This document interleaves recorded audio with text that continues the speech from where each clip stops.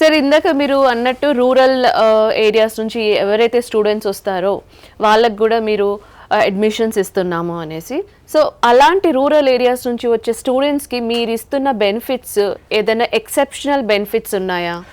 Especially ఈ తెలుగు స్టేట్స్లో ఏంటంటే ఈ ఐఐటి నీట్ అనేది చాలా క్రేజీ. ఎస్. సో కానీ ఫీ స్ట్రక్చర్స్కి వచ్చేస్తే కొంతమంది parents they are unable to provide.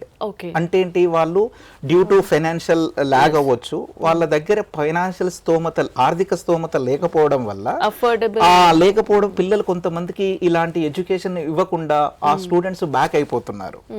So అందుకేంటంటే మనం ఈ రూరల్లో ఉన్న చాలా మంది విద్యార్థులు ఎవరైతే ఉన్నారో వాళ్ళకు మనం ఒక స్క్రీనింగ్ టెస్ట్ లా కండక్ట్ చేస్తున్నాం. సో ఎవరైతే మనం పెట్టే స్క్రీనింగ్ టెస్ట్ లో ఎక్సెల్ అవుతున్నారు, అంటే మంచి స్కోర్ చేస్తున్నారో ఆ పిల్లలకి మాక్సిమం 100% వేవ్ ఆఫ్ కూడా చేస్తున్నాం ఫీజు. సో కాబట్టి ఇది చాలా అడ్వాంటేజ్ అని చెప్పొచ్చు, ఎస్పెషల్లీ విద్యార్థులు who are coming from the rural background.